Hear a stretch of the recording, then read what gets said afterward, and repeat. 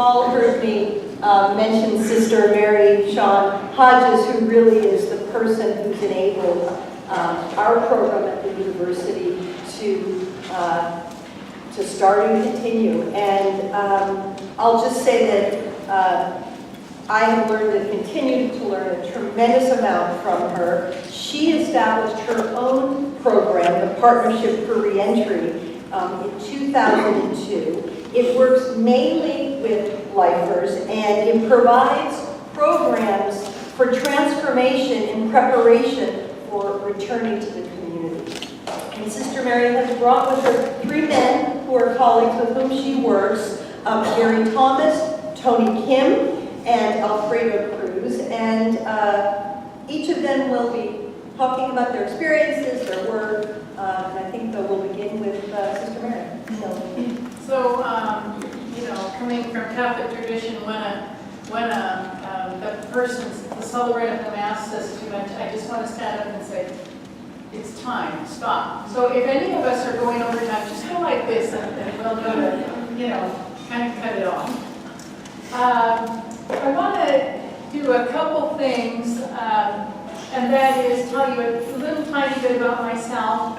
I want to give feedback to what I heard this morning because so much of it relates to what I have learned from being in the system.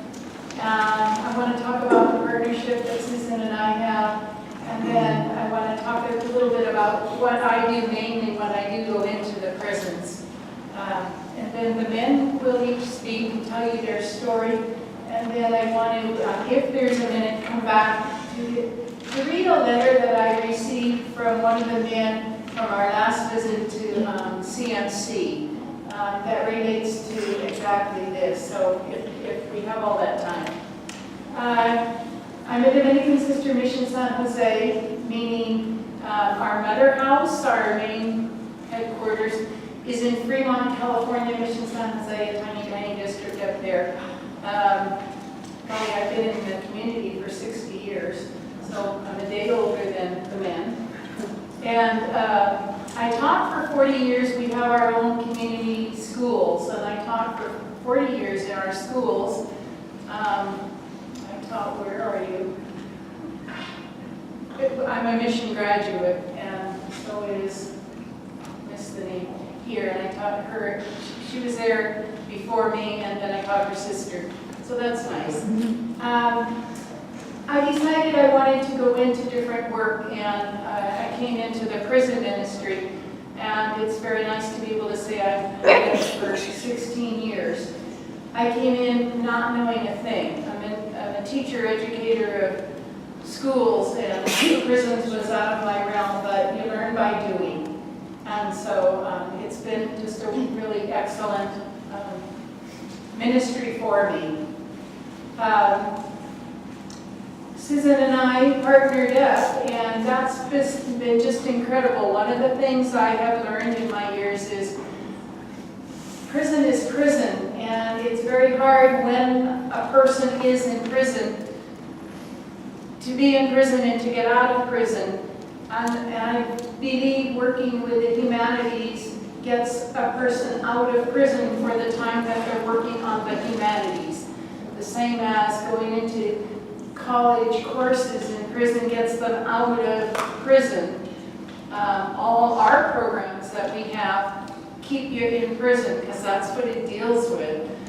Every one of our courses are, why did I come to prison? What am I doing with my prison time? And how am I changing for when I'm released from prison? And so it's prison. So the humanities really gives a vacation, a break from that time and a different aspect, a different outlook in life. I want to give a little bit of feedback from this morning. And it's just from the perspective that I gained. Amelia, when you were talking, you talked about some of the complications of what the prison system does. And I'm going to give you kind of a nasty experience I just had. In the last 2 weeks, I've gone to 3 prisons. And the first prison I went to was Mule Creek up by Stockton area. And I went for Victims Week. And I went into 5 yards there, and all 5 yards, the person who was with me said, the yard is filled with drugs. And I just found that so sad. But it was so continuous. The yard is filled with drugs. Prison visit went really well. I went from there to the Soledad prison. And when I went through security, I beeped. And the woman says to me, "You have a wireless bra on." And I said, "I don't have a wireless bra on." And I told her that. And she wanded me, and she says, "We have a wireless bra on." And I said, "I don't." And she said it to me again. And then I got kind of nasty. I pulled up my blouse, and I showed her I didn't have a wireless on. She got really furious with me for doing that. But it was like, I really was frustrated. Then the next day I went to San Quentin to death row, and as I went through, I had to actually pull my blouse up and put my hand in the front of my bra to show that I didn't have anything in it. And I was angry. But my anger came from having been to Mule Creek, 5 yards, it's filled with drugs, and the cell phones. And the cell phones and the drugs come from the officers who bring it in. It is not from the outside people who bring this in. It is their own little mafia that brings in all this, and it's just this recycle part that generates it all. You know, and then people like us are getting scrutinized for bringing in our programs. It doesn't make sense. So yeah, there are obstacles every single day. When I first started the work, we weren't invited, we weren't welcomed, but we did go. The thing then was, you know, the officer needs his job, and so they don't want a less prison population than what there is. That attitude is changing, and when I did start, there were 172,000 inmates, and now we're down to about 135,000. We're still way over, but we are 30,000 less than what we were. So it is getting better. Michael, where's Michael? I'm back here. Okay. Thank you, thank you. So many of the high schools now are going into theater programs. And so much of the time in my teaching was straight academic, straight brain. And it appeals to many students, but it doesn't appeal to many, many students. It doesn't appeal to poverty students. It doesn't appeal to, it appeals to the rich. It doesn't appeal to all. And so when we don't have theater programs, we don't have arts, dance, the expression of who I am, it reaches that many, and then we lose the rest, and the rest, you know, where do they end up? You go to where you fit in, and you fit in odd, different, non-societal places, and you come to prison. So I just so admire the work that you're doing, you know, in the theaters. It just appeals to so many. Let me see, I wrote a couple notes. And then you said, well, do I make a difference? It's what, a 2-month program or however long. You know, a person comes to prison because their life has been 14 to 16 years of dysfunction. And then that becomes a lifestyle. And can I make a difference in the short amount of time that I'm with them or that we're with them? Yes, we do. And I must believe that no matter what, I do make a difference. And that is what I can contribute. Doing sports programs, arts programs, dance programs, theater programs. I'm taking away all those years that led me into the prison system, and I need to undo that. And is anything a right amount of time? I can be there, and I can believe in myself that yes, I make a difference. So I do think so. Yes, I made a choice to commit a crime when I'm a teenager or a young adult, but did I really make a choice? or it was the road I was born into, the choice that was given to me. I didn't choose to not belong in school. I didn't choose a drug or alcohol parent. This was given to me, and it took me down a road, and it led me into choices. Did I choose? The difference is when I go into prison and when I have time in prison, yes, then I must come to make my own choices, and I must come to the point of threshold where I say, this is the final line, and if I cross it, I go back, and if I cross it, I go forward. And then I know I'm fully making my own choices. These men have to come to that. If I want to come out of prison, and if I want to live a good life. And I don't even use the word successful life. What's successful? A meaningful, purposeful life. And that's what I need to choose to do. Let me see. Is Nancy here? Thank you. You said, is our work self-serving? I think anybody who does good anywhere, it's self-serving. And that's one of the gifts of serving others, is to gain more than what we give. And I believe anybody who gives, I pull a weed from somebody's garden, you know. Come to my house, please. Come to your house. There's just satisfaction in giving back. And I think probably the men are going to tell you that they stay doing what they do. It ain't for the money. It's because it is giving back, and it's the giving back that helps us to believe in what we're doing. So I think that's great. The humanities, Henry Sugar.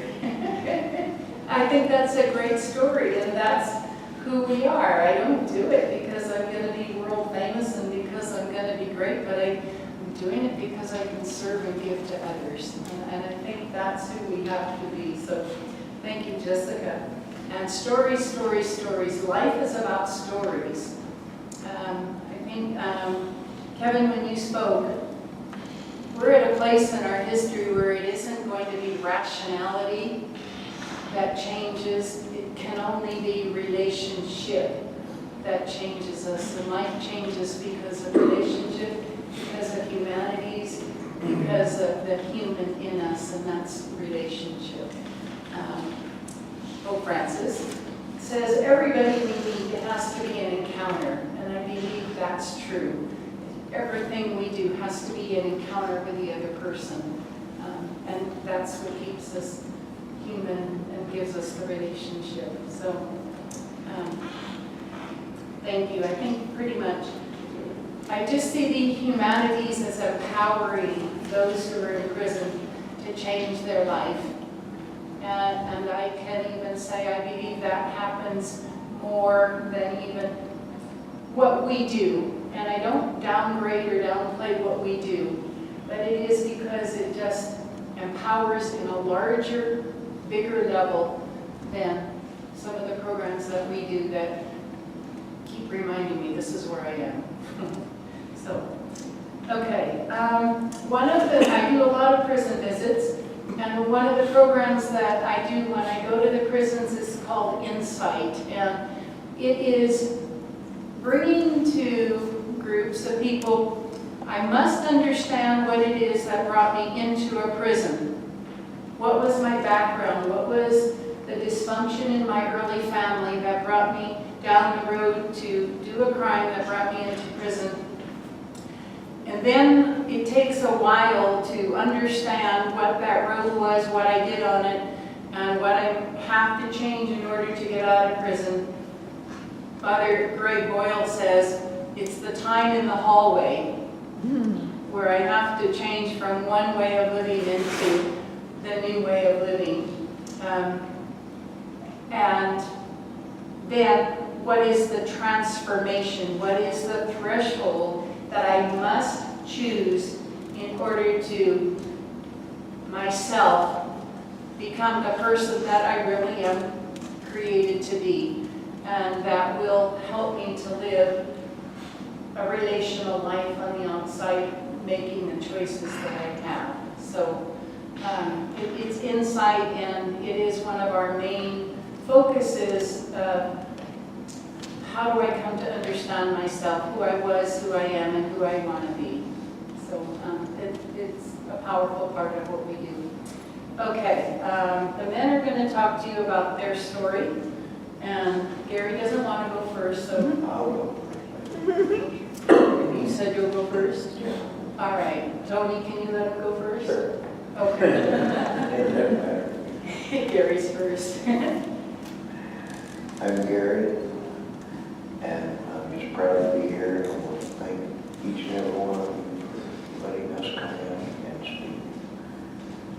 Personally, I served 30 years in prison for a crime that was committed at Oxnard. October the 29th of 1984, I turned myself in Santa Barbara. It's the first time I've been back to Santa Barbara since then. So this is very meaningful to me. What we do helps me more, as much, if not more, than what it does to people inside. Now, I review for insight, and for the first 25 years that I was in prison, I was a sober drunk because I am an alcoholic. And my last drink was October 29th of 1984, the day that I turned myself in. But for 25 years, I could not focus on living because I'd given up life. My life was gone. And I started into a program of Celebrate Recovery. And then I met. And my life changed. I got old.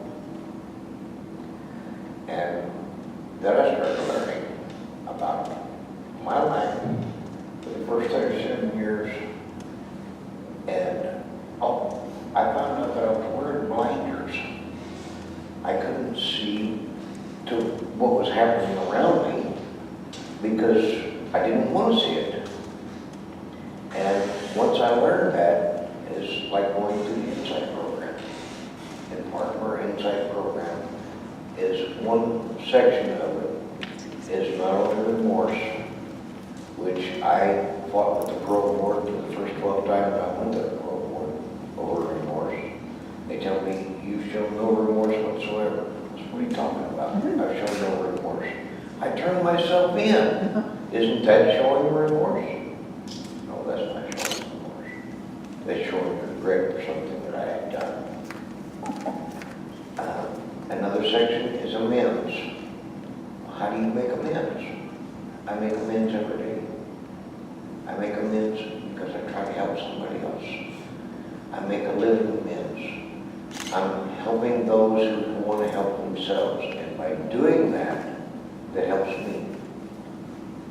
And by reviewing the Insight programs that I do and critiquing them and making comments to the individuals that are doing these courses, I try to help them understand more about themselves and go ahead and move forward. Because, as I said, I had given up hope. My life was done. And when I went to the pro board and they told me that I had been found suitable. Suitable for what? I got parole to LA. I've never been to LA. I know nobody in LA. I don't know where to go. Don't know nothing. I've never seen a cell phone. What's a cell phone? Cell phone to me is a ventilation from one cell to the other one that you can stand on the restroom and holler back and forth to the next cell over. That was a cell phone to me. But it ain't all the truth. But I was very, very fortunate because I was released to Health Right 360, thanks to Sister Mary. I was able to work from Outright 360, go over to Sister Mary's, and start working with her and do these programs. So I was able to function in the outside world after 30 years, thanks to Sister Mary, because I didn't know nothing about the city buses. I get on the city bus to go to work, and people are sitting over here beside me, and we're talking, you know, and I'm, excuse me, you talking to me? No, they're talking to a Bluetooth in her ear or something, you know. I've never seen something like this. But it's things of this nature that we need to teach inside. And like I asked Mr. Morgan earlier, yes, the Odyssey program that he is teaching, to me, that it is fantastic. But being an ex-lifer, why don't you teach the older people, the older generation of this? Because they get transferred down from a level 4 to a level 3 to a level 2, and they are respected by the younger generations. Now, if the older people are doing it and the younger people respect that, well, they're going to take advice from the older people. Okay? I done this. I wish I hadn't, otherwise I wouldn't have still been here. So let them teach. The old lifers are sent to level 2 yards as peacekeepers to keep the wars down, to keep the gangs separated and calm down, and so on and so forth.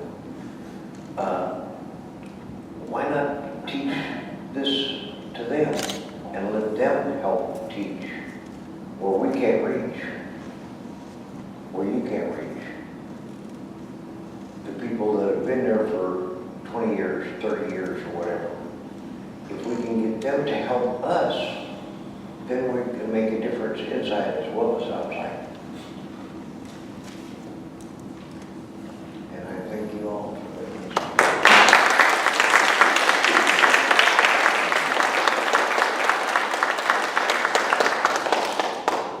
Hello, my name's Al.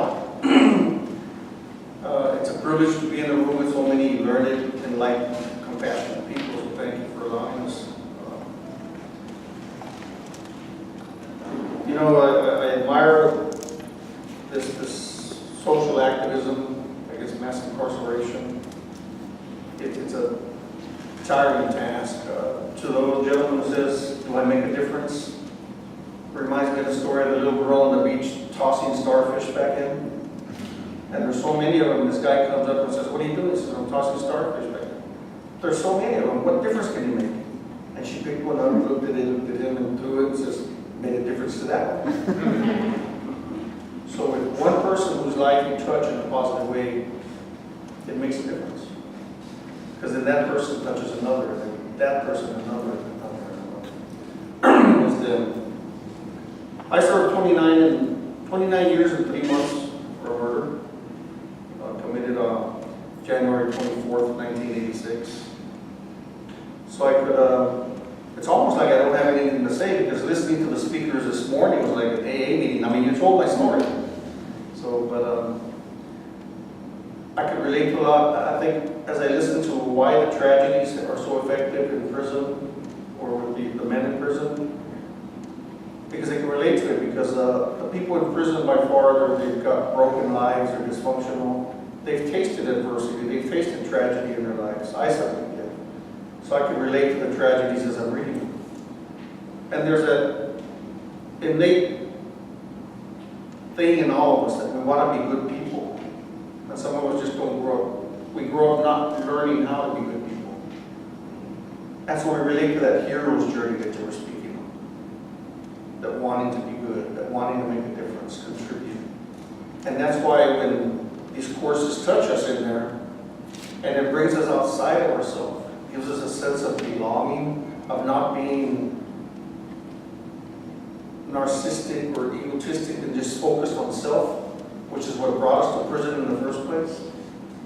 It brings us outside of ourselves, being of service. I mean, that's a big part of AA and all this. Be of service. Don't focus on yourself. You know? because that helps nurture compassion and empathy within us. I was fortunate that I got involved in Buddhism, and one of the things that I learned in Buddhism is that we're all the same. Everything that I feel insecure about, you feel insecure about, or fear, or worry, or anxieties. We have more in common than not. And so that helped me become more human. Because one of the things that set me off on my spiritual journey, or my spiritual search, quest, or whatever you want to call it, was that I grew up and I saw in movies and TVs that when you kill someone, you're supposed to feel bad. You're supposed to feel that remorse that Gary was talking about. I didn't feel anything. And that bothered me. I should feel something. And over the years of a lot of self-help, Sister Mary's Insight course, I learned that in teaching myself not to care about my hurts, about my pains, a side effect was I learned not to care about anybody else's.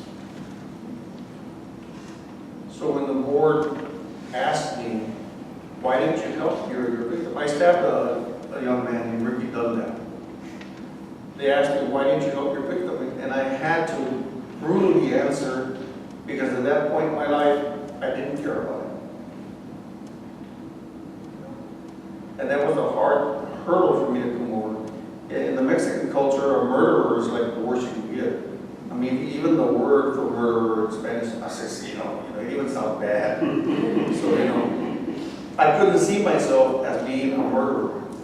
I would cop out and say I took his life, I stole his life, I killed him. I could never make myself say I'm a murderer. And the day that, at the hearing that I said I'm a murderer, I didn't care about it, and I was just truly honest with him, because at that time nobody was getting any really love in the board. They weren't even there. So I said I got nothing to lose. I put it out there for him, and that's when they found me suitable for parole. Because they say, you're being honest with yourself, so you can be honest with us. And I think this battle that you're waging, and hopefully we'll win, it's tiring in many ways, because it's like fighting a hydra. There's so many facets, so many causes for the mass incarceration. The political one, certainly, the judicial one, the prison industry. DAs wanted to become elected judges, so they wanted high rate. The bullying in school, the poverty. There's so many things that affect, that cause and contribute to the mass incarceration that, it's going to take the whole village. And like I think it's the Chinese that say, even the journey of 1,000 miles starts with that first step. And this is a giant step that you have undertaken, that started that journey.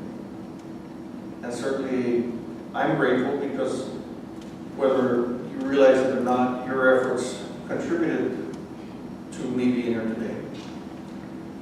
It's a voice, a small one, but they hear it. And even a small whisper in the dark can lead somebody to safety. So I thank you for inviting us, and I thank you for all the work and energy you put into it.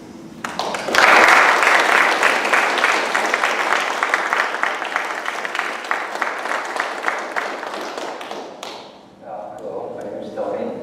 I'd like to thank Susan, all the committee, and all the power that we for allowing us to sit at this committee. Thanks, you just covered pretty much what I wanted to say, so I don't want to spare that. So, in 1985, at the age of 17, I committed a crime of murder, and I was sentenced to 58 years to life. And November of 2017, I was released.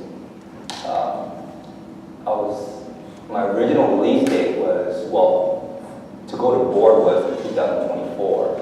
But with the passage of the new SB 260, the juvenile bill, I was afforded to go to board earlier. And I thank God that, throughout my incarceration, when I first started my time, I kind of had the forethought to be conducive to try to rehabilitate myself. Most people say, well, I was at the wrong place at the wrong time. But, I try to be at the right place at the right time. And it paid out for me. And I'd like to thank Sister and all the volunteers, all the teachers, all the educators that do come inside the prisons. You don't know how much we really appreciate that. I think, we talk about it in the office, and I think I've spoken to Susan about this. It's not, you guys aren't just support or resources, but it's a way for us to have that different social contact, to kind of suspend where we're at inside prison and just strip all that away, get into a little room and just talk about something else other than prison politics. And just to get away from the prison environment, it means a lot. So with that, I really do thank all the volunteers and all the educators that do come in that are very selfless, like Sister Mary Shawn. Throughout my 32 incarceration, it was a struggle. I would say it was more of a survival for me. Prison is a culture within a culture. It's very violent. And, being Asian, I'm a minority in a minority race. So it was very difficult for me to navigate that culture. But when I first started my time, because of the sentence I got, I started off in a higher maximum security level. And all the self-help groups, the education was unheard of. Luckily, throughout the time, before the system was called CDC, California Department of Corrections. Now they've added R to it, right? California Department of Corrections and Rehabilitation. But that rehabilitation didn't start until later on, right? Much later. Yeah, much later. As it started. Yeah. Yeah, so I'd say for my first maybe 15 years in incarceration, there was absolutely nothing to do in the yard. And there was no AAs, no self-help groups, no colleges. But when it did start, when that window did open, before that, there was that culture where it was, retributive justice. Now it's kind of swinging towards restorative justice. And there's a lot of people, activists and advocates that do come in and try to make that change for us. And there's local community college, Coastline Community College, which opened the door for a lot of the men to get an education for free. And I took advantage of that. And originally when I started, the college program, it was for a checklist, I guess, because, when we go to board, we have to have credentials, we have to show that we rehabilitated ourselves. And it has to be measured objectively. You can't just say, well, I've changed. Well, how? So, we say, well, I got an education, I started doing self-help, I started doing this, and, when I started it was because I wanted to check the boxes, but then I realized,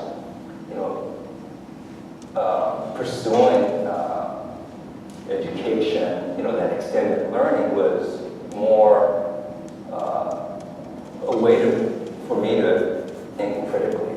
And, for me to, I guess now, before I used to do things like real haphazardly, without thinking. But I realized now I developed where I could think forward now. I can think clearly. I'm sorry, I'm a little nervous. But yeah, education and, and now a lot of men are taking advantage of it. I remember, I worked in the education department when I was in prison. I remember there was very few people that took college courses because, not too many people had funds.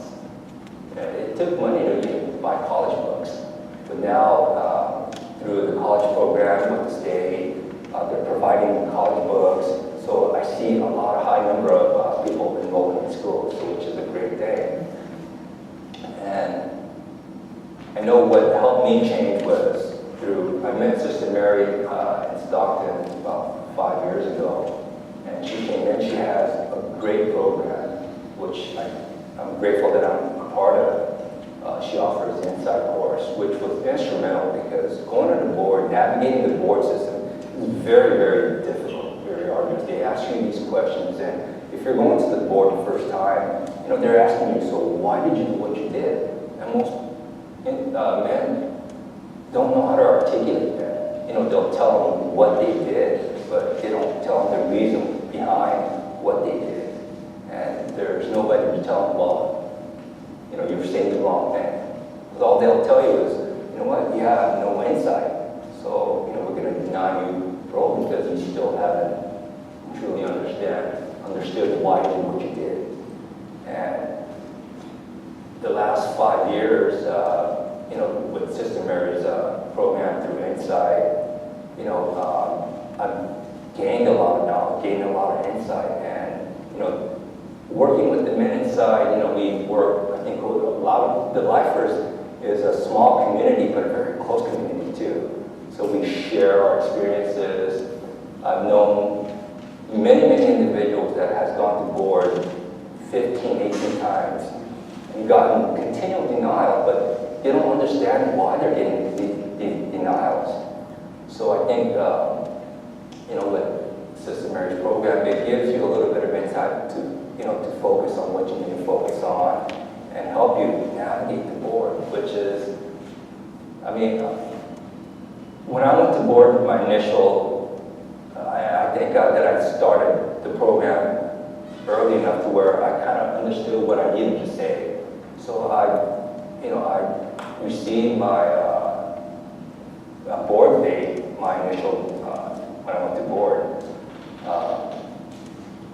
And after my experience, I helped with facilitating some of the classes. And I remember we did an inside group. It's a small inside group where it composed of 4 men, and we did extensive work and we shared our experiences. And I remember all 4 of us that took that class, we received dates. And well, let me give you a quick bio. I came to the United States when I was 80 years old from Korea, and in 1985 when I was 17, I committed a crime of murder. And people ask me, well, you know what? You look like, you're from a middle class family. You look like you didn't have any troubles in your life. So what happened? And I tell them, I lived in a very toxic environment, and that environment was here. And for me, I didn't understand that.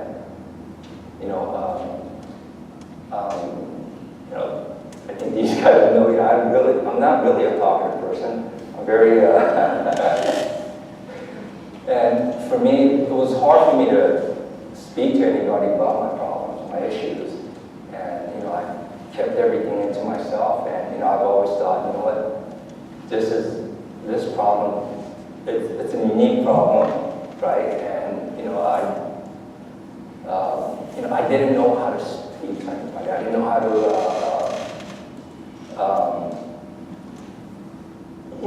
I was just so embarrassed in my situation. I thought, it's something's wrong with me. And I didn't realize, those are just, contributing factors. A lot of the stuff that was happening as a teenager, I know we only have like 15 minutes, but I feel like yes. And, I made horrible choices. And I took somebody's life, and, now I realized that, like what Al was saying, that, life is precious. At very selfish. You know, and with, you know, I'm going to Sister Mary, Sean's program again, because that has helped me do so much introspective work, has helped me allow to see who I am. You know, before I was just, you know, just a number, a CDC number. You know, I didn't have an identity, and you know, that has allowed me a time to reflect, to do some introspective work, to really, I think, come to terms with who I was and what I did. And, you know, along with all the self-help groups and, you know, with, like, Susan with your Humanities project, and I mean, it's so beneficial. You know, it allows us to think critically, and it's,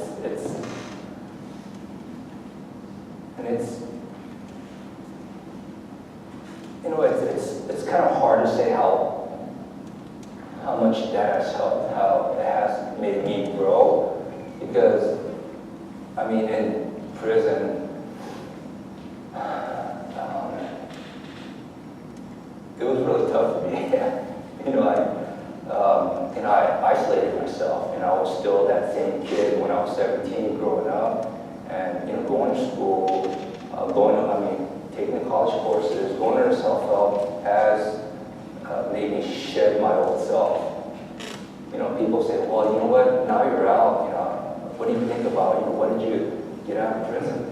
And, you know, I tell them, it's not what I got out of prison, it's what I left behind.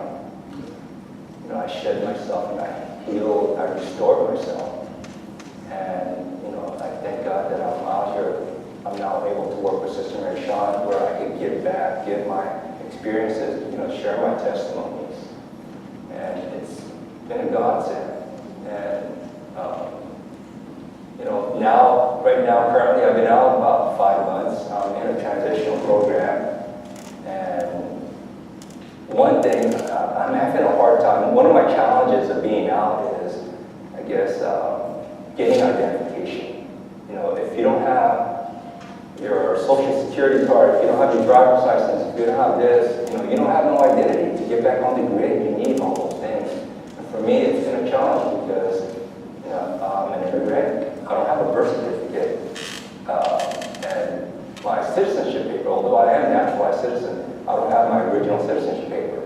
So without the citizenship paper, I can't get my social security card. So that has been a hurdle for me. I've been out 5 months and I'm still working on those things. Yeah, and that has been a challenge.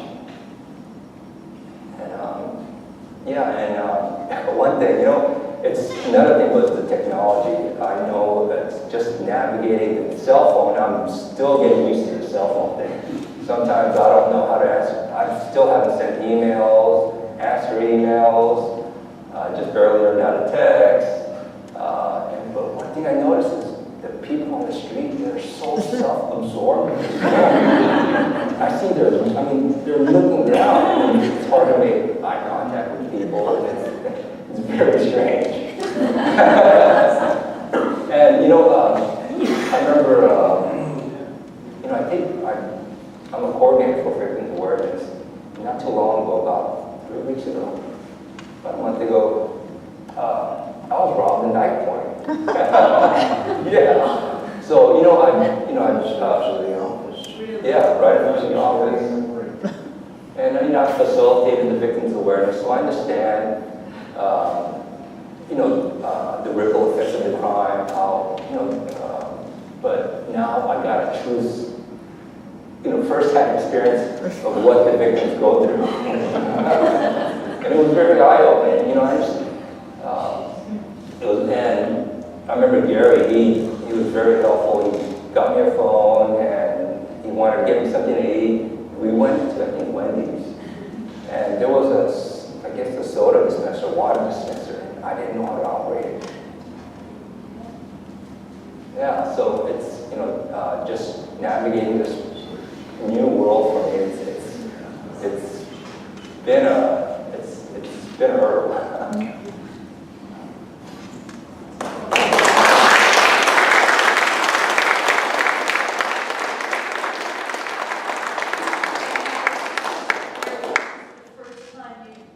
Tony's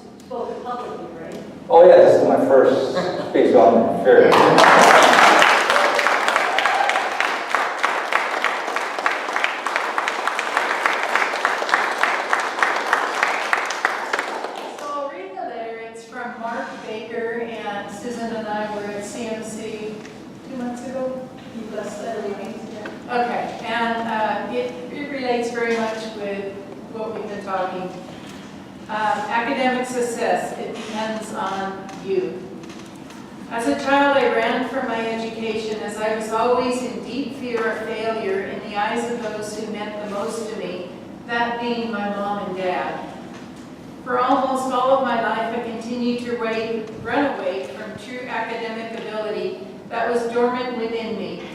This attitude only gave way to my introduction to drug and alcohol abuse, which only escalated into a deep dependency of substance abuse. I eventually ended up tragically taking the life of a friend over something as meaningless as money to buy more drugs and sustain my out-of-control lifestyle. In 1978, I was caught, tried, and sentenced to a prison term of 7 to life. Then for 35 years, I did absolutely nothing with regard to my higher education. However, what I did learn over this lengthy period of time was that education that I ran from as a child would in fact save and change my entire life forever. And because of this, I honor the memory of my friend's life in all of my academic achievements. First and foremost, my success is measured in terms of my reaching my goals, dreams, and expectations. Success is determined by hard work, persistence, and determination. If I am going to be a success in life, it is up to me. And as in the end, it is my responsibility. All we have or should have a desire for a success in life. By nature, we have certain ambitions that drive us to our quest to be successful. Mine is to achieve my master's degree in international business administration. In my life, I had problems with a desire to return to education. I had a high school diploma, but I always had hopes and dreams of going into college, if not a university. The problem I found typically lies in my lack of understanding to reach my full potential. The difference between success and mediocrity is in the way I think. For me, life had become a series of problem-solving opportunities. These problems I would face would either defeat me or develop me, depending on how I would respond to them. For me, I came to understand at that time is a very rare commodity, and that we need to utilize it wisely through our life changes, especially in education. Nelson Mandela said, "Education is the most powerful tool which you can use to change the world around you and within you." A valuable thought I return to daily. I know that my continued education has changed my vision on life and given me a new positive focus regarding my future successes. This happened due to many college coordinators that have been available to me at the Men's Colony West facility. It has been these particular educators who have been the strength and encouragement to my academic successes. I was, as a matter of fact, defiant. I was wanting to continue with my education. It was not until the summer of 2013 when two very strong-minded women educators came into my life and turned it upside down by sternly directing me to register in a college program. Those two women were Miss Marriott, VEP college coordinator, and Miss Babcock, vice principal of academic instruction. However, during my first semester in college at the age of 56, I struggled. It was Miss Marriott who stepped in and instructed me in the most successful study technique I have ever learned. I quickly called it study it forward method. So successful was it that for the next 11 semesters, I continually kept being placed on one academic honor list after another. I remember that by the end of the fall semester of 2016, I had taken the biggest academic personal challenge that no other college student had undertaken. What I was to register at 2 separate colleges at the same time, Coastline and Palo Verde colleges, and I enrolled in 5 courses at each institution, equaling 10 courses, which was equivalent to 31 overall units in just 1 semester. He's crazy. I ended up on both colleges' President's Honor List with 10 straight A's, graduating with honors and chosen to give the 2017 graduation commencement speech. As I stood at the podium, and for just one moment, I looked down at the academic faculty, Chief Deputy Warden, Associate Warden, special guests of the Governor's Office, and all my graduating class. It was at that moment my inner voice said to me, "You finally have come full circle in your life." I owe this change, honor, and success to Miss Marriott and the entire college faculty who believed in me. No matter what situation you are in, you have a choice. No matter how bad things are, you have a choice. No matter what you think you can or cannot do, you have a choice. Now, it may not be an easy choice by any means. It may be a very difficult choice, and the path you decide to take might be a tough one. It may push you way out of your comfort zone.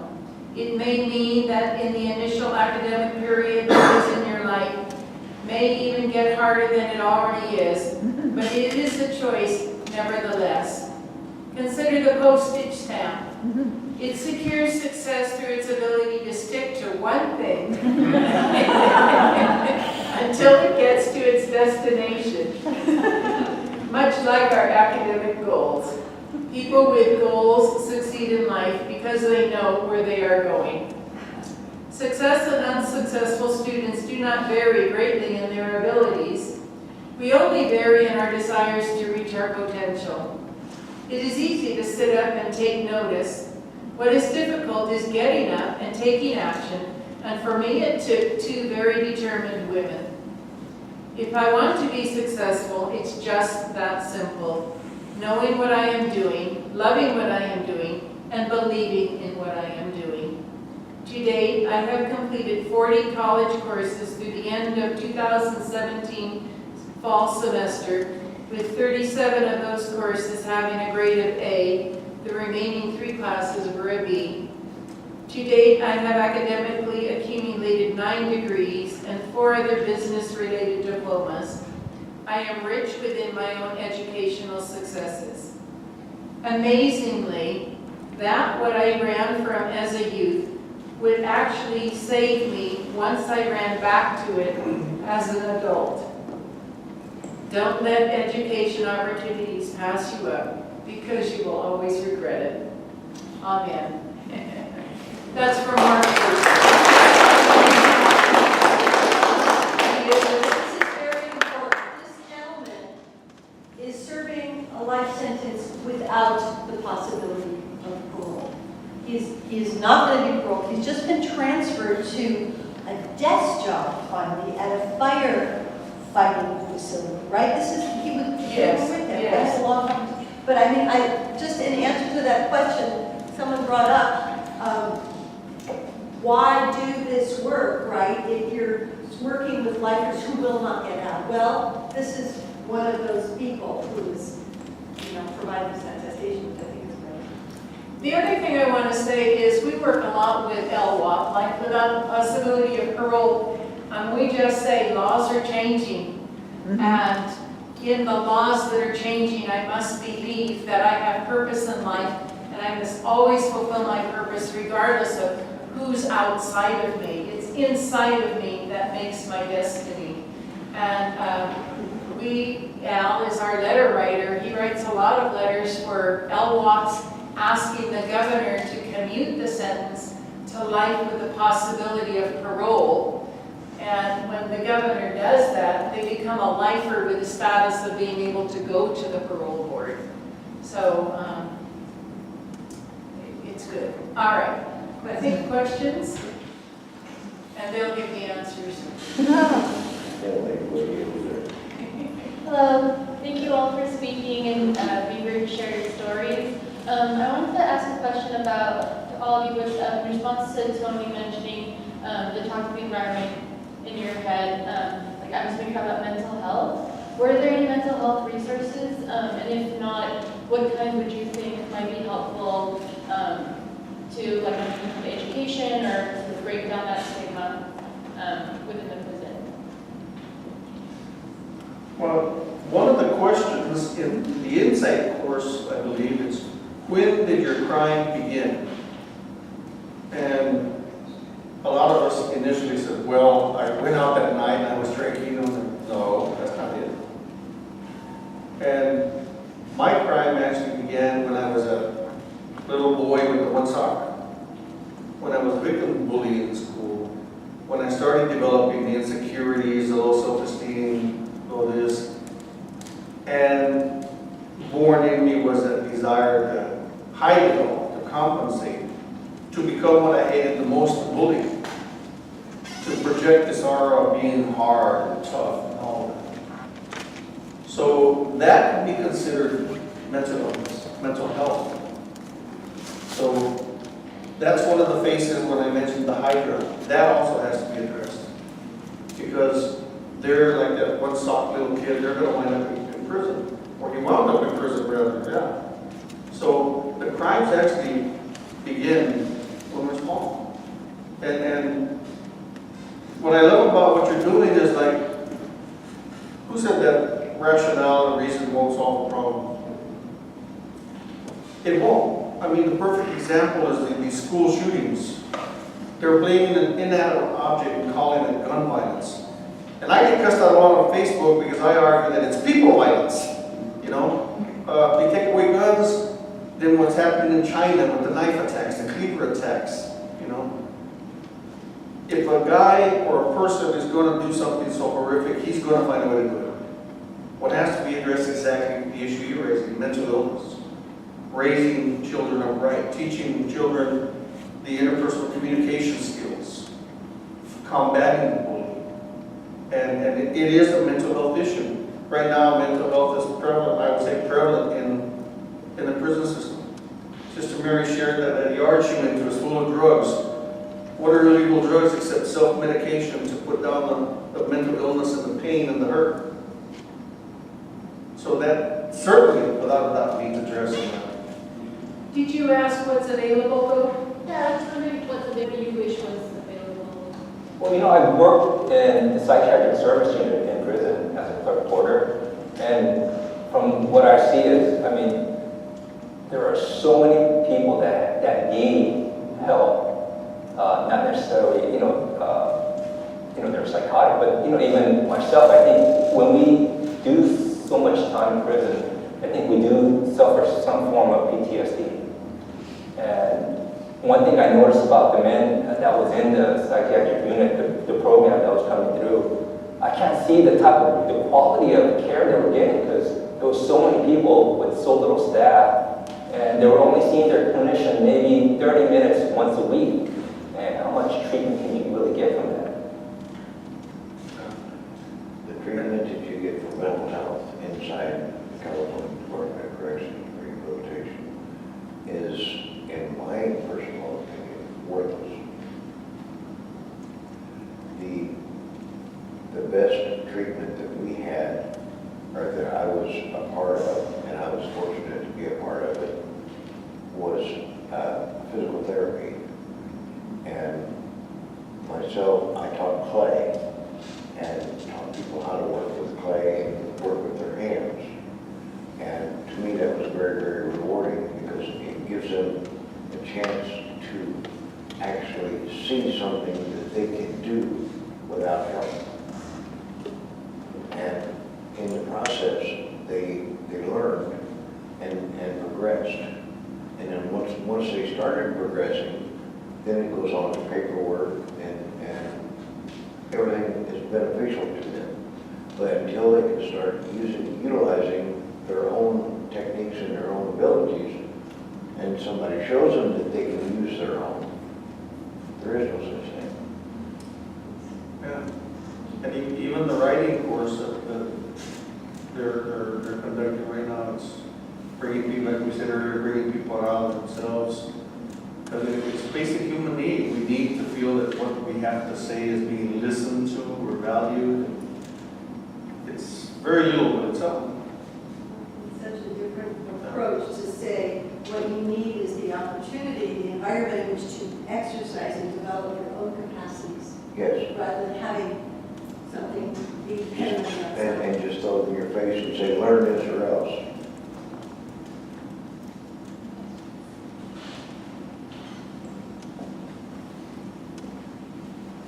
I want to echo her gratitude for sharing your stories with us. I'm kind of struck by the way that you all describe the Insight program.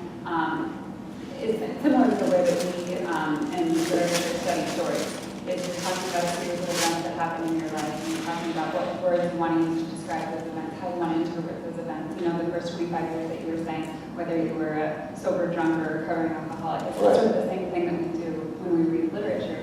Although I imagine it must be much more difficult about your own life. And so I'm wondering if you could also kind of advise us. We're talking this morning about what sort of text we can teach inside business. And so you said that, you know, the tragedy is useful because you are also touched by tragedy. And you also said that it's nice to sometimes escape. And so I was wondering, you know, what criteria would you advise us to use as we're choosing what text to teach? Or what should we be thinking about? I think just keep in mind that like we mentioned earlier, we all have more in common than not. We all have the same needs, the same wants. It's just that in a way, because of the poverty, a lot of us, certainly in my case, we grew up feeling different, feeling outside the norm. And, bicultural in my case, at home was Mexico, and then outside the house it was white America. I didn't fit anywhere. So texts that address that issue, or biracial nowadays because we're more cosmopolitan, so that people can find their niche. One of the, like somebody shared, you can be out in the yard, or you can be alone, or out in the crowd, I forget what. But you can be in a crowd and actually feel alone, you feel alone. Because inside here, the toxic wasteland that Tony was talking about, you are alone, you know. A Buddhist teacher once said, my mind is a scary place, I hate to go there alone. We have to get inside one another's hearts, one another's heads, and any text that deal with that, with inclusion. You know, for me, it's not, I don't think it's a subject matter. I think it's the people that's facilitating it. You know, some people go in there with, well, this is my job, this is what I have to do. But, you know, we gravitate towards the facilitator that really comes there with a caring attitude. You know, because a lot of times, a lot of the subject that we are introduced to is kind of foreign to us. It's something new, but it's just how it's presented to us. See, one thing that you have to keep in mind, regardless of what text you use, is that the individual that receives this text has got to want to help.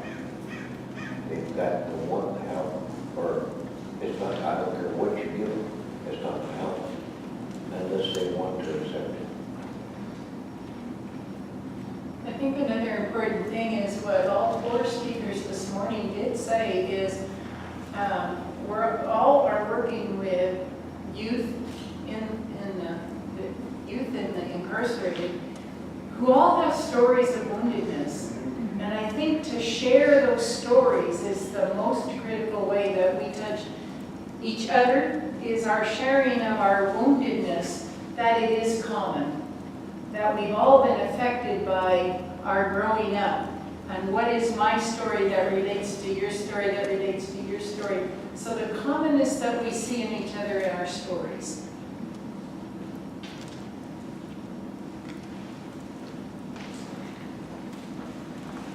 I know we're about out of time, so We're okay, everyone thinks it's in, if you have the free for this, so relax. Oh, I thought we had another program at 2:30. We get a break No, on three.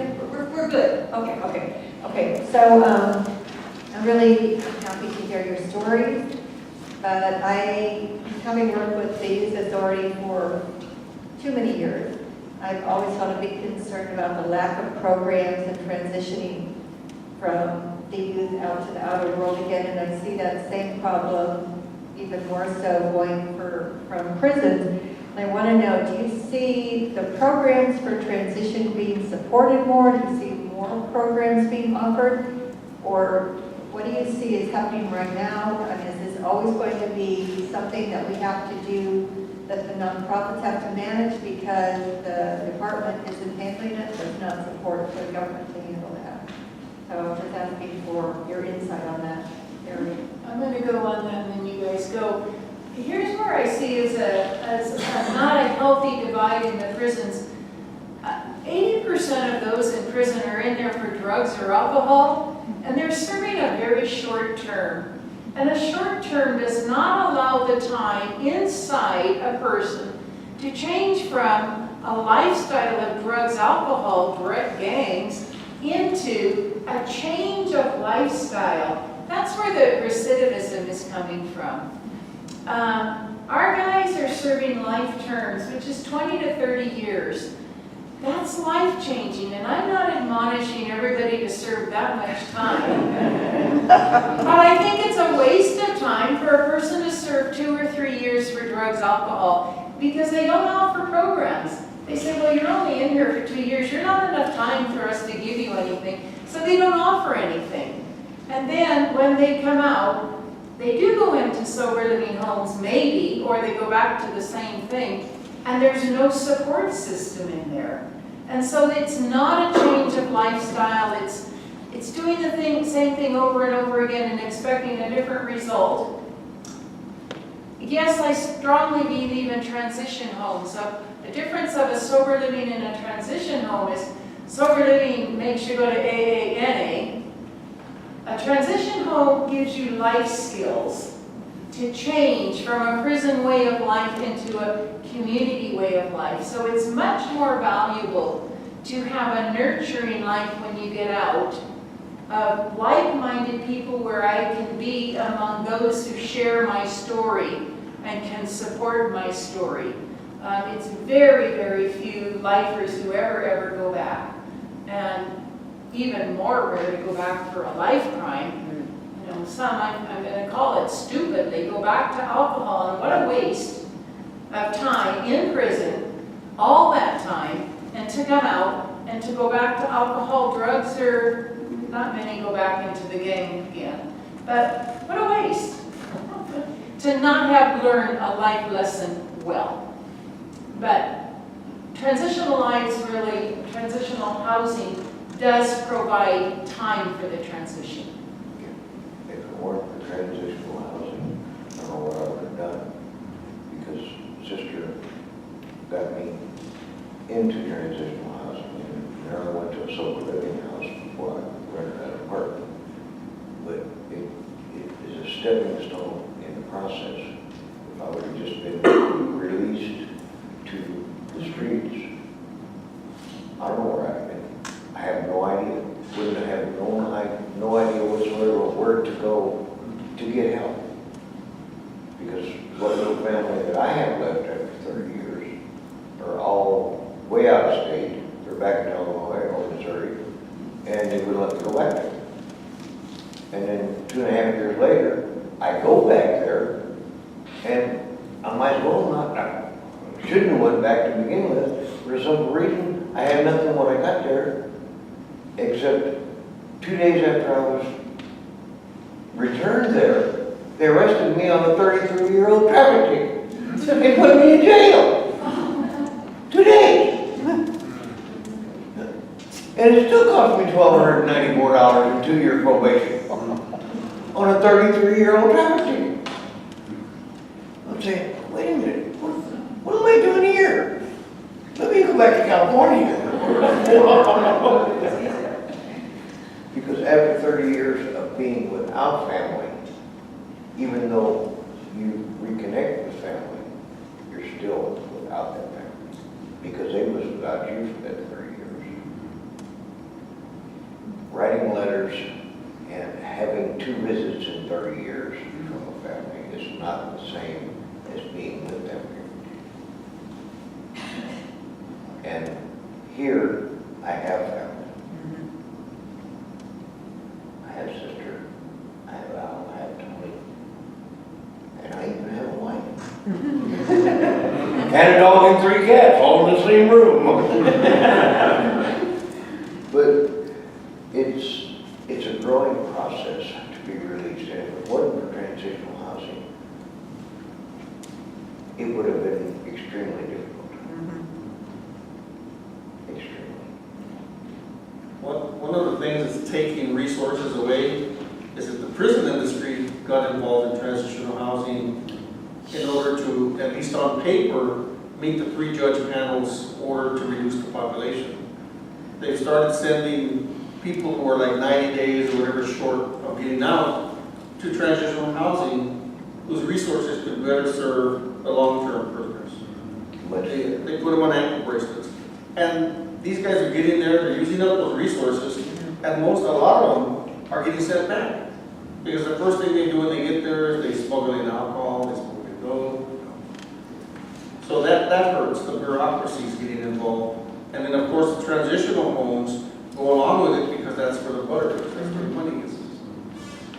Yeah, with the us transitioning out, I know, about 10 years ago, there was no resources for us. When you serve your term, they give you $200 and say, bye, good luck, take care, and don't come back. But now, with the shift towards rehabilitation, they're allocating more funds for the resources that we have. And, like for myself, when I was paroled, one of my, what I had to do was, my condition of parole was to stay in a transitional home for 6 months. And I'm really grateful for that transaction because at first I thought, I want to go home, I want to be free. I want to go to another program where I'm subjected to curfew limitations. But, when I think about it now, I've been in there 5 months now. And it has allowed me to decompress. It has allowed me to get all the stuff that I need to do. The few hours they do allow me to come out, I'm utilizing that time, but just slowly reintegrate. And it's been very, very beneficial. So one thing I wanted to just mention is that the government has the attitude, they confuse the notion of being tough on crime with being tough on criminals. And many people see education, giving opportunities for education, rather than something that's going to ease their transition, give them a more meaningful life, give them support and perspective. They see this as cognitive prisoners. So I've been volunteering as a visitor at the Belompo Federal Complex for 5 years. And I've been talking to people who are interested in taking courses, and they've started taking courses, and then they're involved in a fight, either their fault or someone else's fault, and they're put in a SHU, the Special Housing Unit. And at that point, their opportunity to take these courses is taken away from them. yes, And they're going to be in the SHU, whether they were responsible or not, they'll be there for probably at least 6 months. And so it's very, very frustrating. And now most recently I was told that the time in halfway houses is being reduced. Apparently it's more expensive to keep people there than prison. So the transition time is being reduced, and they just give them a longer time in the prison, making the transition for many of these people much, much more difficult. And so I don't see how we change this attitude. I can write letters, maybe this helps in the long run. But it's just this idea that the harder you are on people, the less likely they're going to do evil things, and it's not really true. that's very true. Punishment does not change. Punishment angers and deepens the wound. It has to be love and encouragement and nurturing that will change. I mean, we all know that from the way we've been treated. Harshness breeds harshness. Love breeds love. Yeah, it's true. In CDCR, their main focus is security. Security supersedes everything. And I wish maybe you know, while in prison, we're mandated to go to work. That's one of the few things that we are mandated to do. I wish they made it mandatory that we do take self-help groups or some type of education, because right now, all these things are elective. You know, and it's based on reward system, like you said. If you go to the SHU, or if you get into a fight, you know, if you do something adverse, you know, they can strip all that privileges away from you. So thank you so much. You know, I had wanted to actually take out the papers from the men that I teach because I wanted their voices here, and I'm so glad to hear your stories. And my question is related to a contradiction that I feel when I'm teaching. So you're talking about actually bringing your stories into a class setting, I understand.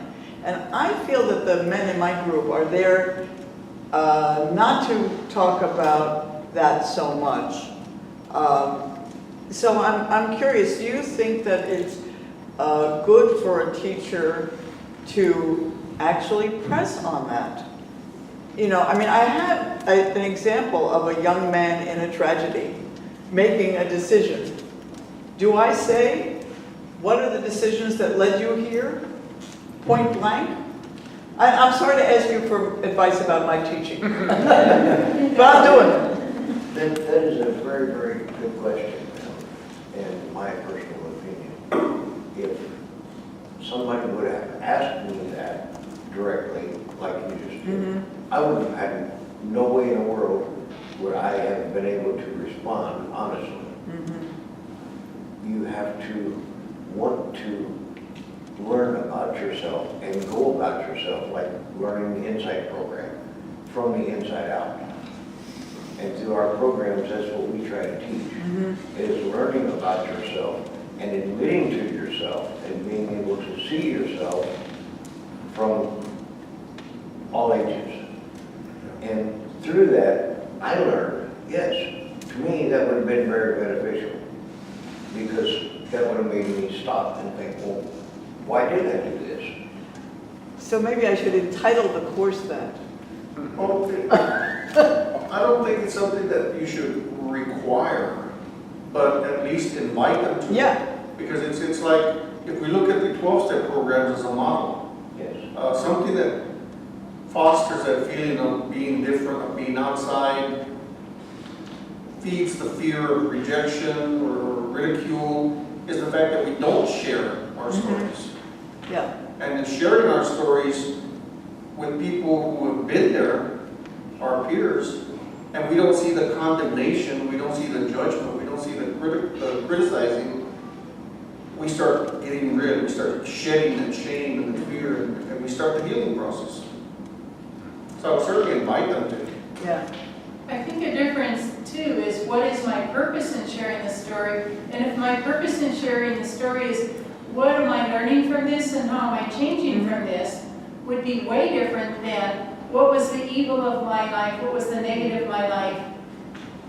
So I need to bring it forward, and then I think it's valuable of how can I heal from sharing my story, because I am changing my life and I see similar stories, and how can we change our life from sharing the story.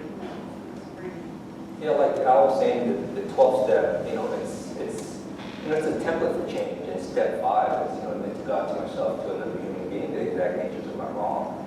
And for me, talking to in a group setting about what I did and why I did my life story, it was very, it was a purging process. It was very cathartic for me. Okay, well, first of all, sister here, Thank you.